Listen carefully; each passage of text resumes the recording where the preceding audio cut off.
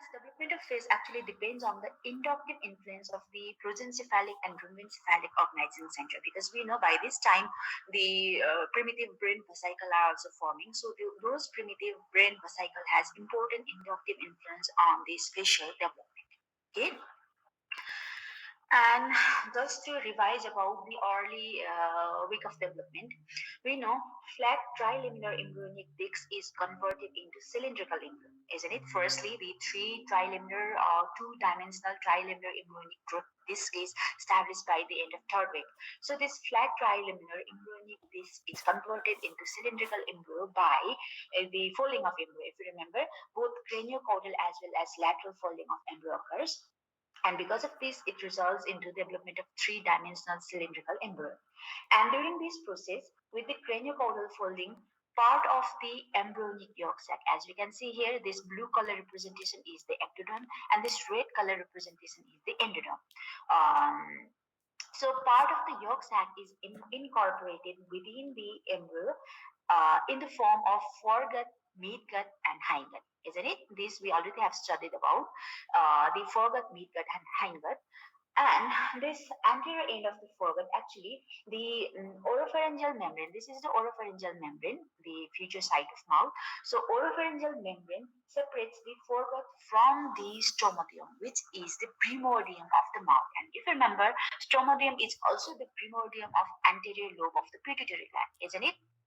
Anterior lobe of pituitary gland is also formed from the roof of this stomodium. So this stomodium, which is the precursor of the mouth, is the important area where actually these facial prominences of face start to develop. So these five facial primordia are formed around the stomodium. So I hope you people are clear what is stomodium. This is the primordium of future site of mouth formation. So around this mouth, around the stomodium, five facial prominences develop. One is the single unpaired frontonasal prominence, paired maxillary prominence, and paired mandibular prominence. So this makes in total of five facial primordia, and these facial primordia are formed mainly by the first pair of pharyngeal arches. There are six pharyngeal arches. I think in next class you will be having your pharyngeal arches of pharyngeal apparatus, bronchial apparatus development. Okay, so remember this face is formed mainly by the first pair of pharyngeal arches by the expansion of neural crest cell within those arches. And these neural crest cells are the major source of connective tissue component, including both cartilage, bone, and ligaments of all the facial and oral regions developed with the help of this neural crest cell. Okay, so now the stomodium is therefore bounded rostrally by the frontonasal prominence, laterally by a period of maxillary prominence, and caudally by a period mandibular prominence. Okay, remember boundaries of stomodium is rostrally by frontonasal prominence, laterally by maxillary prominence, and caudally by mandibular prominence. Now, let's go for individual prominence in some detail about individual facial prominences, starting with the frontonasal prominence.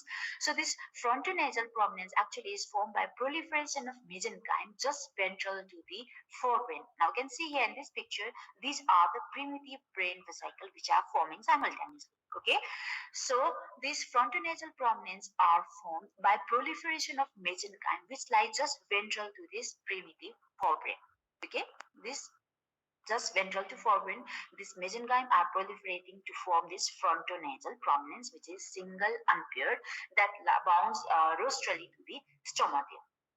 So this is how frontonasal prominence is formed. And within this frontonasal prominence, now by the end of fourth week, okay, almost by the end of fourth week, bilateral oval thickening, as we can see here, this is frontonasal prominence, bilateral oval thickening of the surface ectoderm occurs, which actually is the nasal placoid. So this nasal placoid simply is the bilateral thickening of the surface ectoderm, and this nasal placoid is the primordia of nose as well as nasal cavity. Okay, and this nasal placoid develops. These nasal placoids develop bilaterally in the inferolateral part of frontonasal prominence. Okay, inferolateral part of the frontonasal prominence, as we can see in this diagram also. And then after, the marginal mesenchyme around the nasal placoids begins to proliferate.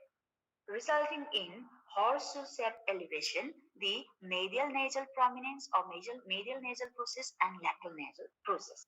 Okay, because of the mesenchyme which is present around the nasal precox proliferate vigorously, it results in this horseshoe-shaped elevated margin having medial nasal process and lateral nasal process.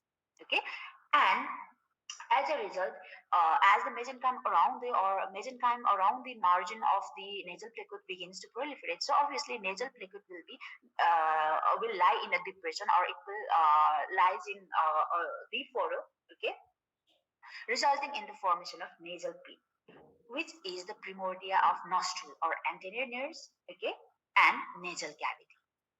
Are you clear?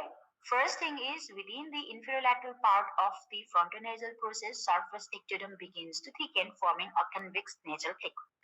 And around the mesenchyme present around the nasal placoids begins to proliferate, so that it results in the formation of this horseshoe-shaped elevation having medial nasal prominence and lateral nasal prominence. Okay, and because of this medial and lateral nasal prominence, obviously this nasal placoids will lie in a depression known as nasal pit. Okay, this nasal pit is the precursor of anterior nares or nostrils, as well as the beginning of the nasal cavity. Are you clear up to this point? Are you people there? Yes, ma'am. Okay. So then after the proliferation of mesenchyme. So see here, this is the medial nasal prominence, this is lateral nasal prominence within the frontonasal prominence. Okay. Now just below, what is this prominence? What is this prominence? Can you see the cursor here in this picture? What is this prominence? What is this prominence which bounds the stomodium laterally? This one. This is maxillary process or maxillary prominence. Okay, so the mesenchyme present within this maxillary prominence on both sides begin to proliferate, so that they grow toward each other. Okay, mesenchyme in the maxillary prominence, because of its proliferation, causes them to enlarge and grow medially. Both of these enlarge and they grow medially toward each other, and this growing of the maxillary prominence medially pushes this medial nasal prominence in midline towards midline. Okay, and this results that two medial nasal prominence fuse with each other. See, this is the medial nasal prominence of right side, this is the medial nasal prominence of left side. Because of proliferation of mesenchyme within the maxillary process, the maxillary process begins to proliferate and grow toward each other, resulting in pushing of this medial nasal prominence towards the midline, and this results in fusion of the medial nasal prominence with each other to form the nasal septum. Okay, and beside this medial nasal prominence, when fuses, they project into the roof of stomodium and form premaxillary fold, which is the precursor of premaxilla. Okay, now as we know now, frontonasal prominence has two parts, frontal part and nasal part. Okay, so frontal part is the one here in this diagram. It is represented by this greenish color. Okay, frontal part give rises to the forehead, upper eyelid, and even the conjunctiva. Okay, this is the derivative of frontal part, while nasal part of the frontonasal prominence give rise to nose, philtrum of the upper lip, premaxilla, and this premaxilla is a small piece of hard palate anteriorly present within the hard palate, just in front of the incisive fossa. If you remember the base norma facialis, okay, as we have already studied norma facialis, the part of the maxilla just in front of this incisive fossa, this bears the initial or the upper four incisor teeth is the premaxilla. So this premaxilla is also part of the derivative of this nasal part of frontonasal prominence. Clear up to this part? So just to revise here, till now we have studied, like now we know the face develops from five facial prominences. The five facial prominences are, can we list the facial prominences? You have to speak out. What are the five facial prominences? Unpaired frontonasal prominence, paired maxillary prominence, and paired mandibular prominence. Okay, so here in this picture, as you can see here, this is the frontal prominence, these are the maxillary prominence, and this is the mandibular prominence. Okay, and within the frontonasal prominence, till now we have studied like there develops a nasal placoid. Around the nasal placoid, mesenchyme proliferate to form this horseshape elevation known as medial nasal prominence and lateral nasal prominence. And because of this prominence, nasal placoids begins to depress, resulting in the formation of nasal pit. Okay, and this nasal pit is the precursor of nostril as well as nasal cavity. And as the mesenchyme of the maxillary prominence develop grow, the maxillary prominence grow towards each other in the midline, and this growing of maxillary prominence towards midline pushes the medial nasal prominence towards each other, resulting in the fusion of two medial nasal prominence in the midline. Okay, so then after uh, the frontal part of the frontal nasal prominence give rise to the forehead, upper eyelid, conjunctiva, while nasal part of the frontal nasal prominence also is divided into medial nasal prominence and lateral nasal prominence, which is differentiated from this yellow and blue color in this picture. So the medial nasal prominence give rise to dorsum of nose, tip of the nose, philtrum of the nose, including premaxilla. Okay, while lateral nasal prominence give rise to the ala of the nose. Remember this. Okay, lateral nasal prominence give rise to the ala of the nose. So this is about the derivative of frontal nasal prominence. You are done with the frontal nasal prominence now. Then let's go for the maxillary prominence. So as we are now clear that maxillary prominence are two in number, which forms the lateral boundary of the stromathium, isn't it? This is the stromathium, okay, and maxillary prominence is forming the lateral boundary of stromathium. And as this maxillary prominence, mesenchyme of the maxillary prominence grow, the maxillary prominence grow medially and ventrally, which compresses this medial nasal prominence toward midline. As this diagram is more explanative here, this is the maxillary prominence. When the mesenchyme within the maxillary prominence grow, they grow toward each other medially as well as ventrally, resulting in pushing of this medial nasal prominence towards midline, so that these two medial nasal prominence fuse with each other to form the dorsum of nose along with the philtrum of upper lip. Now here once again, focus on the maxillary prominence. This is the frontonasal prominence forming the rostral boundary of stromathium, maxillary prominence forming the lateral boundary of stromathium, mandibular prominence forming the caudal boundary of the stromathium. Okay, and this is all about the processes occurring within the frontonasal process. Now we are clear that it consists of frontal part, nasal part with lateral and medial nasal prominences, which give rise to this ala of nose as well as dorsum of the nose. Okay, so now when this maxillary prominence fuse with each other, when the maxillary prominence fuse with the medial nasal prominence, see in the color difference and its representation. Okay, when maxillary prominence fuse with the medial nasal prominence, it results in continuity of the upper lip. Okay, see once again I repeat, when maxillary prominence fuse with the medial nasal prominence, it results in the continuity of the upper lip, upper jaw, and even the nasal pit is separated from the stomach, isn't it? With the fusion of maxillary process with the medial nasal process, it results in the continuity of the upper lip, upper jaw, and as well as the nasal pit is separated from the stomatium. Otherwise, this nasal pit was continuous or opening. See, in this previous diagram also, nasal pit was communicating with the stomatium, and with the fusion of these two processes, nasal pits get separated from the stomatium. Okay. Okay, and then finally, this maxillary prominence actually, or the derivative of maxillary prominence, finally, it forms the part of the cheek, maxilla bone, zygomatic bone, as well as left is formed by the medial nail. Okay, but some author recent investigation is suggestive that the philtrum of nose is also some according to some author philtrum of upper lip is also supposed to be developed from this maxillary prominence only. But in our old textbook, it is given that philtrum of the upper lip developed from the medial nasal prominence. Okay, any problem? Any problem? Okay, so we are talking about the derivative of the part of say maxilla bone, zygomatic bone, lateral portion of the upper lip, hard and soft palate also developed from maxilla, which will be more clear when we study about the development of palate. For now, remember maxilla gave rise to the secondary palate, both hard and soft palate, which is clear for this diagram. So the maxillary prominence The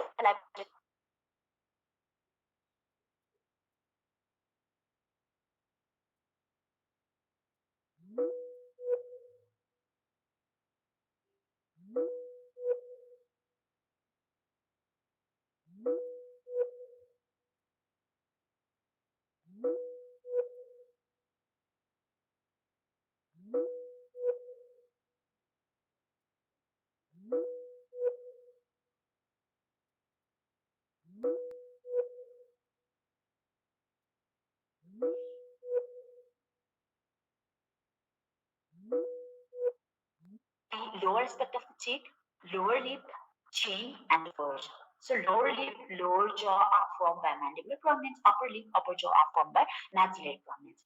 And remember, within this face, this derivative of mandibular prominence or this lower lip, chin, lower jaw are the first part of face to form during the process of formation of the primitive face. So this lower jaw, lower lip is as it is formed by the mandibular fusion of mandibular prominence and midline. This median cliff lower lip is a very like we have talked about or we have heard we have lip cleft jaw. Okay, so this cleft lip, cleft jaw are more median cleft. Lower lip is very rare condition. Okay, then the formation and how face occur. And lateral nasal prominence are separated by a deep furrow. See here, this is the maxillary prominence. Okay, this is level the structure. What is this? What is this I'm pointing? Speak out. Lateral nasal process. What is this structure? What is this depression? Nasal pit. Nasal pit, and here this is medial nasal process. Okay, so see here, as we can see, initially this maxillary prominence and lateral nasal prominence are separated by a deep depression or a deep furrow, which is known as nasolacrimal groove. Okay, it is separated by a nasolacrimal groove. Then after what happened, the ectoderm within the floor of this nasolacrimal groove begins to thicken into a rod shaped thick cord of sap. And then this thick rod shaped cord of cell begins to sink into the underlying mesenchyme. Okay, it sinks down within the mesenchyme, and the cell at the center of this rod begins to degenerate so that it results in the canalization of the cord, resulting in the formation of nasolacrimal drum. What happened? Firstly, as we know from this diagram also, we are clear that maxillary prominence and lateral nasal prominence are separated by a deep depression. Okay, so within this deep depression, which is known as nasolacrimal groove, the floor of the nasolacrimal groove, ectodermal cell present within the floor of nasolacrimal groove begins to proliferate, forming a rod of cell, thick or solid rod of cell. Okay, so this solid rod of cell later on begins to depress or they begins to sink into the underlying mesenchyme, and then after the central cells begins to degenerate so that the thick rod or the solid rod begins to canalize, forming a duct known as nasolacrimal duct. Okay, and finally, the after merging of these maxillary prominence with lateral nasal prominence, it results in the continuity of cheek with the dorsum of the nose. Okay, initially they are separated by a deep furrow. Then later on, after formation of this nasolacrimal duct, this maxillary prominence also fuses with lateral nasal prominence and results in the continuity of cheek with the dorsum of the nose or ella of the nose. Okay, so then after, as we know, this lacrimal duct consists of upper expanded part and then duct system which opens into the inferior meatus. So cranial end of the nasolacrimal duct expands to form the lacrimal sac. Okay, the duct usually become completely patent only after birth. This nasolacrimal duct usually become completely patent only after birth, and occasionally part of the duct may fail to canalize, resulting in atresia of the nasolacrimal duct. Okay, and in about 6% of newborn, like the blockage of nasolacrimal duct shows clinical signs and symptoms in only 6% of individuals. Okay, so this is about the formation of nasolacrimal duct. Where about the formation of nasolacrimal duct and face as well? Shall we go for the development of palate now? Are people there? Just to revise, we should remember five facial prominences, which are frontal nasal prominence, appeared maxillary prominence, and appeared mandibular prominence. Okay, so where they developed, how they developed, and what part of the primordia use it, what stuff remember. And finally, the final development of or the derivative of this frontal process, maxillary process, and mandibular process are the things to remember within the facial development. So then let's go for the development of palate. And remember, within the development of palate, this palate developed from two sources or two primordia, which is primary palate and secondary palate. Palate, which is divided into primary palate and secondary palate, they develop from two different sources. And then this palatogenesis or development of palate begins at the end of fifth week and is completed only at the age of 12, by the age of 12. Okay. It begins at fifth week and completed by 12th week of intrauterine life. So this primary palate, let's talk about the development of primary palate. Primary palate is developed from intermaxillary segment. Okay, so this intermaxillary segment, which is developed from the medial fused medial nasal prominence. So here, see this. This is the view of the maxillary prominence and frontal nasal process from the lower aspect.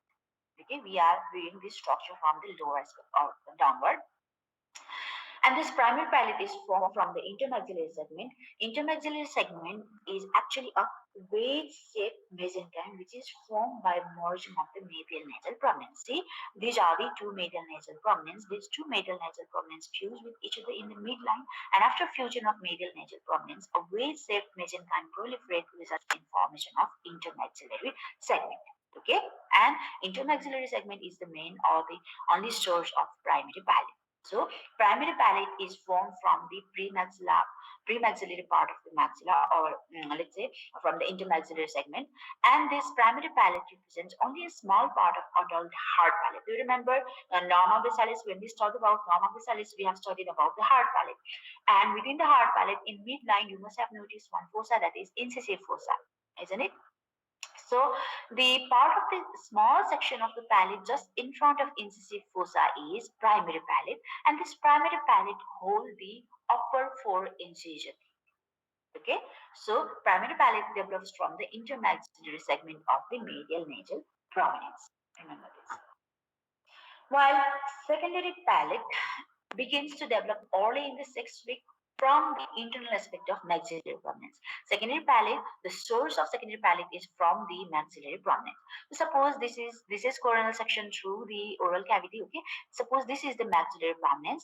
From the inner aspect of maxillary prominence, the mesenchyme from the inner aspect of maxillary prominence project into a palatal self-like mesenchymal projection known as lateral palatine process or palatal self. Okay, which occurs in the sixth week of intrauterine life, and the mesenchyme from the internal aspect of the maxillary prominence develops into a lateral palatine process or palatal salves, which projects inferomedially on each side of the developing tongue. See here, this is a developing tongue. Initially, the palatal process or this lateral palatine process is projecting inferomedially towards the developing tongue. Okay. Then later on, what happened?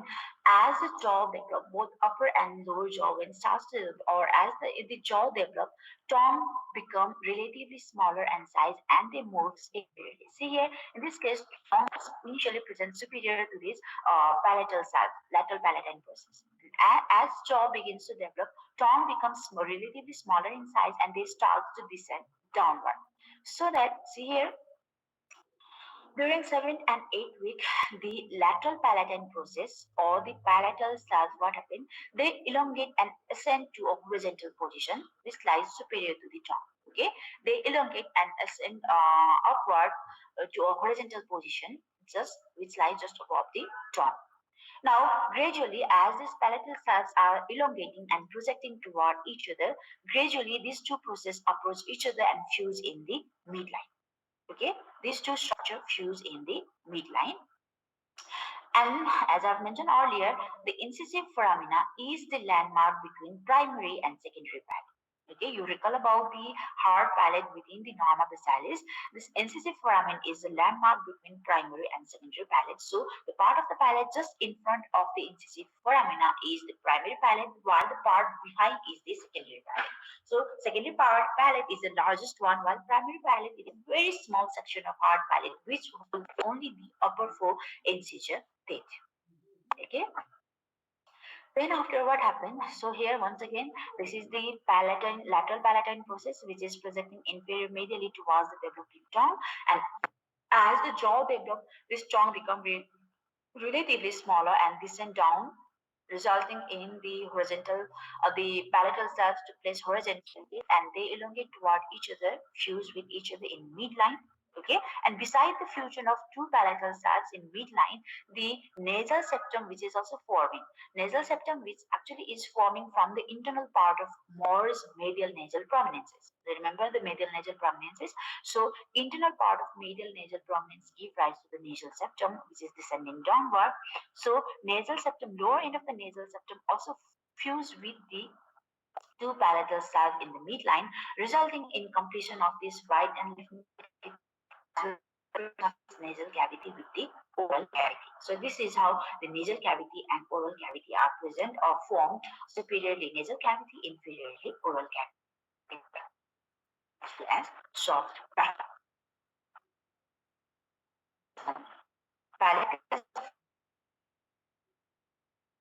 Primary intermaxillary segment or intermaxillary process, which is the from the palate is formed by two palatine processes which are formed from the proliferation of mesenchyme of the maxillary process on its internal aspect, and this two palatine process fuse with each other to form the secondary palate. And finally, this primary palate also fuse with the secondary palate and complete this nasal cavity with the oral cavity. Okay. So here is present here is consistent only is the primary palate, which was the upper four incision teeth, while the remaining all is the secondary palate. And secondary palate is further divided in and soft palate, isn't it? As you remember. So then what happened now? Now we have to talk about the mesenchymal fusion. It is a mesenchymal fusion forms this palate. Okay. Then after now, how both is ossification occurs here. Ossification occurs in primary palate from the premaxillary part of the maxilla, which lost the incisor teeth. Okay, ossification occurs separately for the primary palate. Then after, ossification extends from the maxilla. Now, as the maxilla, which is already formed from the maxillary prominence, ossification center spread out or extend from maxilla to the palatine bone. Okay, from maxilla to palatine bone, and from maxilla and palatine bone to this lateral palatine process. Okay, firstly bone get ossified, and from then body of the bone get ossified, and from there the lateral palatine process get ossified, resulting in the formation of hard palate. Okay. Okay.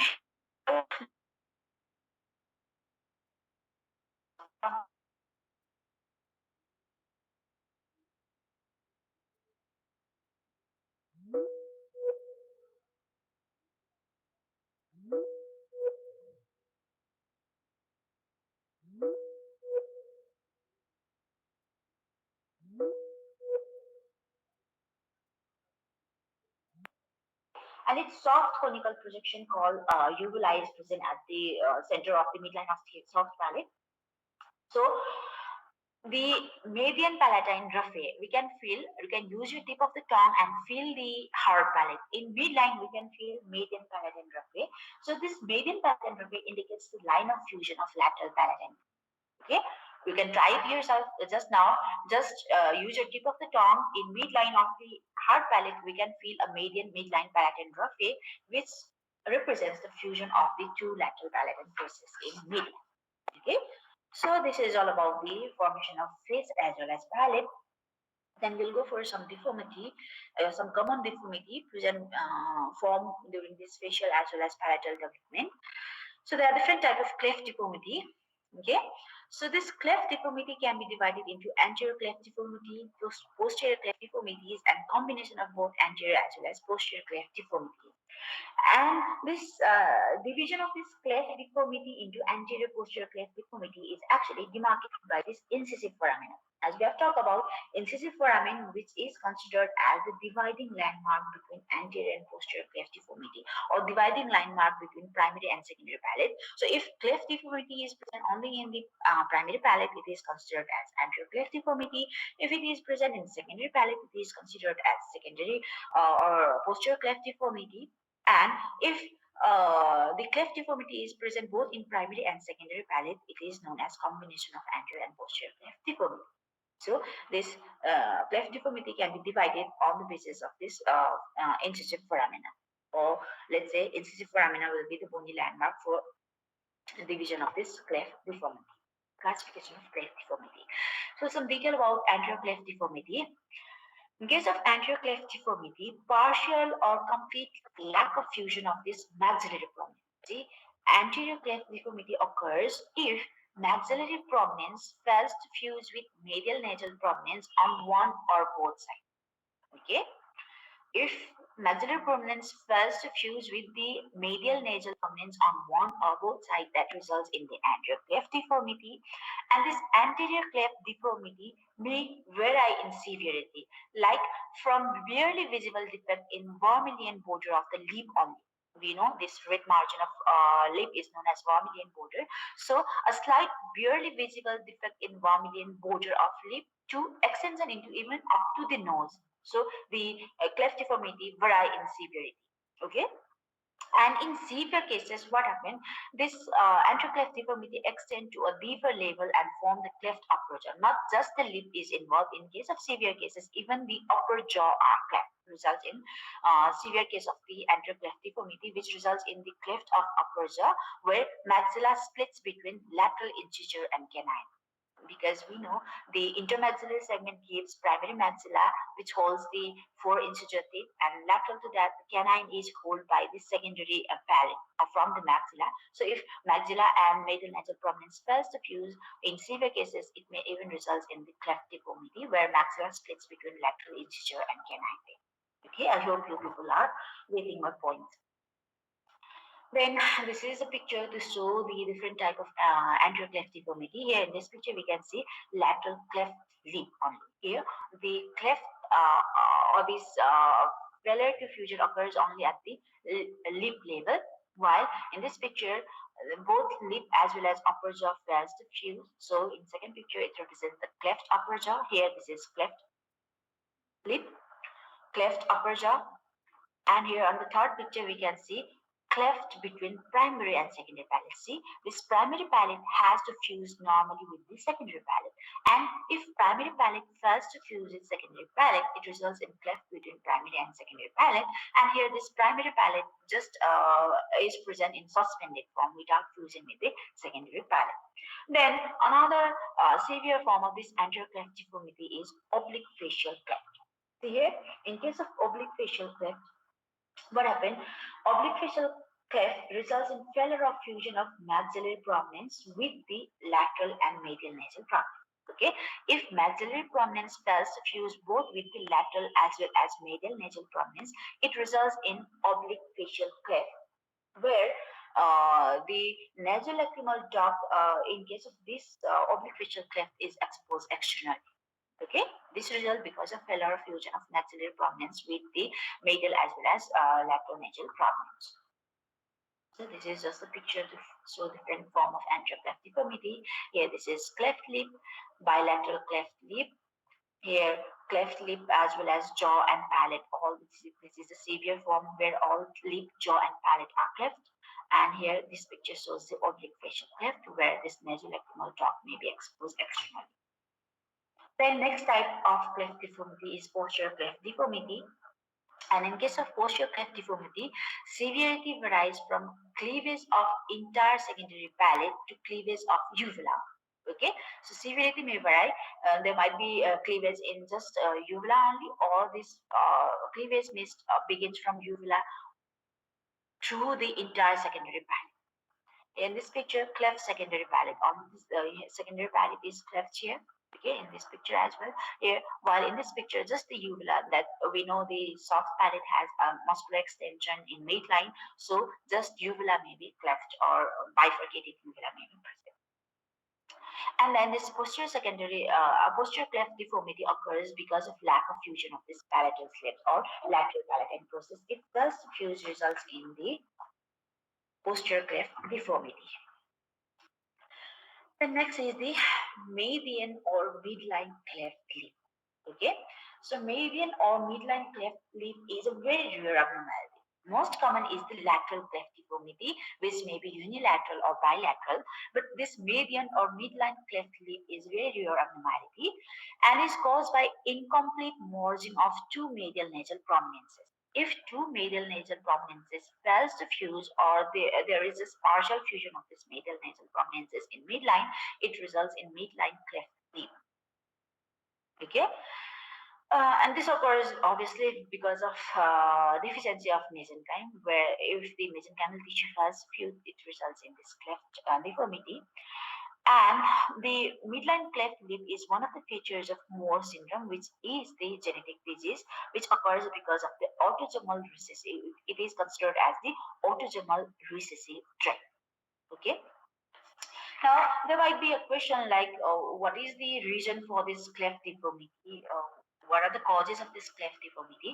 Actually, it is still in confusion. Okay, most of the cleft lip and palate results from multiple factors. It is not like this is the single factor or this is the single reason. It results from multiple factor, which may be genetic as well as non-genetic. Okay, it's not like all the cleft lip are genetic results because of genetic reason. It may be resulting because of genetic as well as non-genetic reason. Some cleft lip and palate appears as part of the syndrome determined by single gene mutation. Because of single gene mutation, it may result in cleft palate or cleft lip, while others are part of chromosomal syndrome. Like when we study about the genetics, like trisomy 13, that is Down syndrome has cleft lip and cleft palate. Okay, so it may be results of this chromosomal syndrome as well, or a few cases of cleft lip and palate appears to have been caused by some teratogenic factors, mainly, especially, for example, anticonvulsant drugs, if used during pregnancy, are supposed to result in this cleft lip and palate. Okay, so the exact reason of cleft lip and palate are still unclear, but it may be because of genetic reason, because of some non-genetic reason, because of some teratogenic factor. Okay, so these are some example of this cleft lip and palate. And finally, to summarize about the development of face, we have now known like five facial prominences appear: frontonasal prominence, maxillary prominence, and mandibular prominence. Frontonasal prominence give rise to forehead, bridge of nose, medial and lateral nasal prominences, while medial nasal prominence give rise to philtrum of the upper lip, tip of the nose. Lateral nasal prominence give rise to ala of the nose. Maxillary prominence give rise to sixth lateral portion of the upper lip, including the secondary palate, and mandibular prominence give rise to the lower lip. Okay, so this is just to summarize as whole. So we are done with the development of face. So any confusion? Do I need to repeat any part?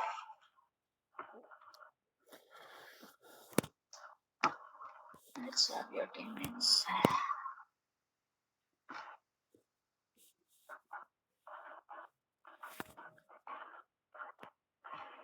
So any confusion? Do I need to repeat any part?